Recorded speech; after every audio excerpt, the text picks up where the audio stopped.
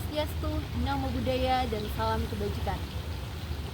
Yang terhormat para pemangku kebijakan pendidikan, yang saya hormati, para pendidik, serta seluruh hadirin yang berbahagia.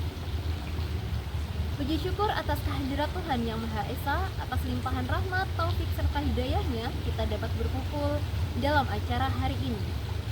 Salawat serta salam tetap kita curahkan kepada junjungan kita Nabi besar Muhammad SAW yang membawa kita dari zaman kegelapan menuju zaman yang terang benderang hingga saat ini. Saya, Afina Fatimatul Zahra, merasa terhormat bisa berdiri di hadapan hadirin sekalian.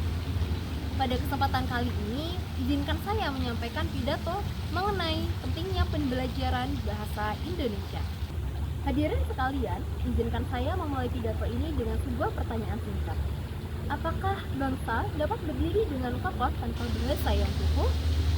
Pertanyaan ini membawa kita pada kesadaran bahwa bahasa bukan hanya sekedar alat komunikasi, tetapi bahasa adalah struktur penopang pikiran, peradaban, dan juga identitas bangsa. Di tanah air tercinta ini, kita telah dikaruniai oleh bahasa pemersatu, yakni bahasa Indonesia. Bahasa yang telah mempersatukan 38 provinsi yang berbeda suku, ras, budaya, agama, dan juga etnis. Dengan bahasa Indonesia ini, kita telah disatukan menjadi satu kesatuan. Dalam dunia pendidikan, sudahkah kita menempatkan pembelajaran bahasa Indonesia pada martabat yang seharusnya? Pertanyaan ini bukan hanya rangkaian kata, tetapi menjadi cermin untuk melihat realitas kehidupan. Di tengah derasnya arus globalisasi, seringkali kita sibuk dengan istilah-istilah asing. Padahal bahasa kita sendiri perlu kita rawat, kita jaga, dan kita lestarikan. Kita juga terkadang lupa untuk berterima kasih kepada bahasa yang telah mengajarkan kita untuk pertama kali berbicara dan juga mengujar. Pendidikan bahasa Indonesia bukan hanya sekedar ruang kelas yang diisi oleh aturan ejaan, tanda baca, dan juga klasifikasi kalimat.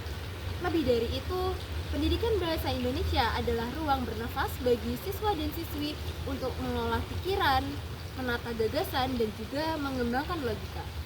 Melalui bahasa, seorang siswa belajar mengenali dunia, memahami peradaban, dan merespon persoalan dengan nalar. Bahasa membentuk cara pandang, membentuk karakter, dan juga membentuk cara kita lahir di dunia.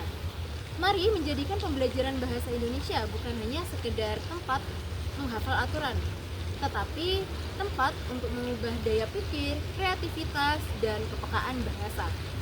Mari memberikan ruang bagi siswa dan siswi untuk berdiskusi, berargumentasi, bercerita, dan menulis tanpa takut salah.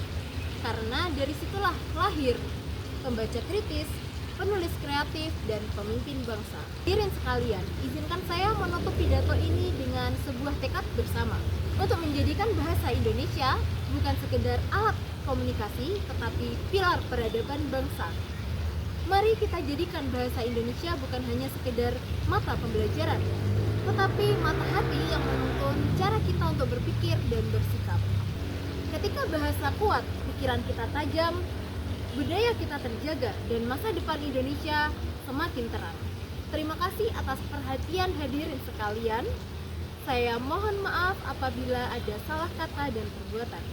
Saya akhiri. Wassalamualaikum warahmatullahi wabarakatuh.